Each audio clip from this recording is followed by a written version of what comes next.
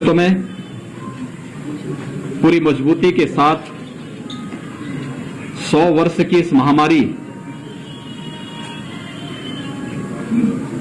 को मजबूती के साथ मुकाबला किया जा रहा है और उसके अपेक्षित परिणाम भी सामने आ रहे हैं। प्रदेश के अंदर भी हम लोगों ने कोरोना महामारी के खिलाफ जो अभियान चलाया है, देश के अंदर सबसे बड़ी आबादी का राज्य होने के नाते उत्तर प्रदेश के सामने चुनौती भी सर्वाधिक थी,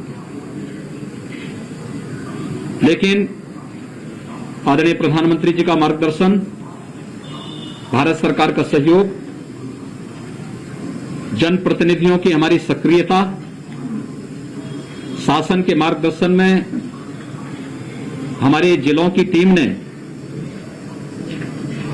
जिस युद्ध स्तर पर कार्य प्रारंभ किया, आज उसका परिणाम है कि जिस प्रदेश के बारे में आशंका व्यक्त की जा रही थी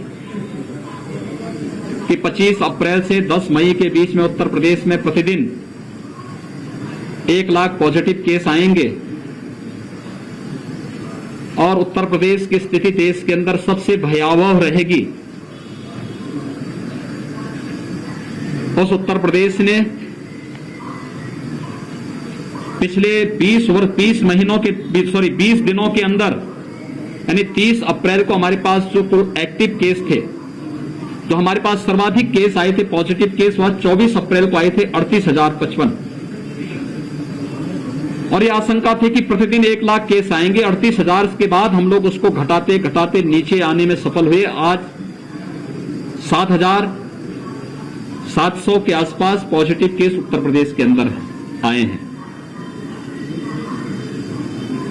एक्टिव केस के बारे में जो आशंका व्यक्त की जा रही थी कि देश में और दुनिया में सर्वाधिक होंगे और 30 अप्रैल तक इसमें बढ़ोतरी जरूर हुई क्योंकि हमारी पॉजिटिविटी ज्यादा थी, रिकवरी कम थी और 30 अप्रैल तक आते आते ये संख्या 3,10,000 तक तो पहुंची थी, लेकिन पिछले 20 दिनों के अंदर जो बृहद अभियान चला है ग्रामीण क्षेत्र में, शहरी क्षेत्र में, आज उसका परिणाम है कि पिछले 20 दिनों के दौरान 2,04,000 एक्टिव केस प्रदेश के अंदर कम हुए हैं, यानी इतनी रिकवरी हुई है और वे लोग अपने घरों को वापस जा चुके हैं या घरों में सुरक्षित हैं। इसके लिए हमें टेस्ट करने पड़े। देश के अंदर सर्वाधिक टेस्ट करने वाला राज्य उत्तर प्रदेश है। 4,62,00,000 से अधिक टेस्ट उत्तर प्रदेश के अंदर अब तक संपन्न हो चुके हैं। 1,60,00,000 से अधिक लोगों को हम लोगों ने अब तक वैक्सीन दिया है। 18+ को भी हम लोगों ने लगभग 8 लाख से अधिक लोगों को हम अब तक वैक्सीन दे चुके हैं। प्रदेश के अंदर जो सबसे बड़ा अभियान चल रहा है वो निगरानी समितियों के माध्यम से स्क्रीनिंग का काम चल रहा है। वे गांव-गांव जा रही हैं, अभिनंदनीय कार्य कर रही हैं और गांव-गांव स्क्रीनिंग करने के साथ साथ मेडिसिन किट का वितरण, फिर आरआरटी की टीम वहां जाकर के उन लोगों का जो भी इस लक्षण युक्त संदिग्ध व्यक्ति पाए जाते हैं उनका एंटीजन टेस्ट करते हैं। एक बृहद अभियान चल रहा है और इस अभियान को हमारे जनप्रतिनिधियों ने भी लिया है कि अपने अपनी विधानसभा में मेरा गांव कोरोना मुक्त गांव एक अभियान के साथ चला, जिसका परिणाम है कि तराई की बेल्ट का ये जनपद जो प्रदेश के क्षेत्रफल की दृष्टि से सबसे बड़े जनपदों में गिना जाता है, लखीमपुर खीरी, इस जनपद में मात्र 1400 एक्टिव केस आज के दिन पर बचे हुए हैं। पॉजिटिविटी रेट यहां का अब मात्र 4% के आसपास है। इसके लिए टेस्ट बढ़ाने के लिए जिला प्रशासन को कहा गया है। ग्रामीण क्षेत्र में वैक्सीनेशन और अलग केंद्र बनाने की दिशा में भी कुछ नए प्रयास प्रारंभ हुए हैं। कॉमन सर्विस सेंटर में वैक्सीनेशन की रजिस्ट्रेशन की सुविधा हम लोग देने जा रहे हैं और हर एक ग्रामीण के क्षेत्र में, दूर दराज के क्षेत्रों में भी स्वास्थ्य की सुविधाओं में बढ़ोतरी करने के लिए जिला प्रशासन को निर्देशित किया गया है कि जनप्रतिनिधियों का मार्गदर्शन लेकर के हमें भविष्य की तैयारी भी अभी से प्रारंभ करनी होगी और उसकी तैयारी हर एक जनपद में प्रारंभ हो चुकी है। मैं यहां के जनप्रतिनिधियों का अभिनंदन करूंगा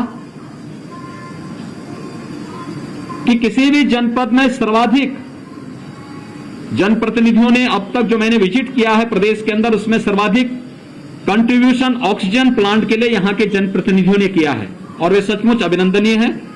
यह अभिनंदनीय है कि उन्होंने अपनी अपनी विधानसभा या अपने अपने संसदीय क्षेत्र में यहां पर ऑक्सीजन प्लांट डिस्ट्रिक्ट हॉस्पिटल में या किसी सामुदायिक स्वास्थ्य केंद्र में लगाने के लिए अपने स्तर पर प्रयास प्रारंभ किए हैं।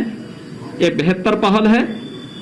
ये लड़ाई हमारी एक सामूहिक रूप से कोरोना के खिलाफ लड़ी जाने वाली लड़ाई है और हर एक व्यक्ति को इस युद्ध में मिलकर के लड़ना होगा। मेरी आप सबसे भी अपील है, कोरोना के खिलाफ ये लड़ाई पूरे देश की लड़ाई है और एक जागरूक नागरिक होने के नाते हमारा दायित्व बनता है एक एक व्यक्ति की जान को बचाना। हमें जीवन भी बचाना है, व्यक्ति की जीविका को भी बचाना है। जीविका को बचाने के लिए सरकार ने कोरोना कर्फ्यू लगाया है।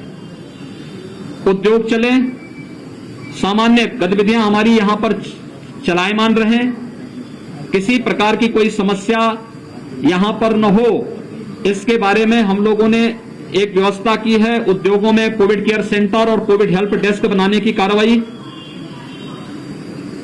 गरीबों को मुफ्त में राशन की व्यवस्था, प्रधानमंत्री गरीब कल्याण पैकेज से कल से प्रदेश के अंदर 15 करोड़ लोगों को मुफ्त में राशन की व्यवस्था प्रारंभ हो चुकी है। राज्य सरकार जून, जुलाई, अगस्त में प्रदेश के अंदर उन सभी 15 करोड़ लोगों को मुफ्त में राशन की व्यवस्था कर ही रही है।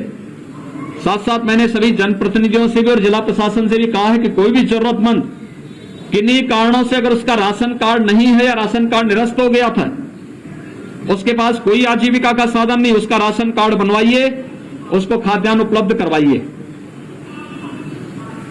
जिन लोगों की जीविका प्रभावित हुई है, स्ट्रीट वेंडर हैं, रिक्शा, ई रिक्शा, ठेला खोमचा लगाने वाले, नाविक हैं, धोबी है, नाऊ है, मोची है, माली है, हलवाई है या और भी अन्य ऐसे लोग जो प्रतिदिन कमाने वाले लोग थे, इनकी आजीविका प्रभावित हुई है।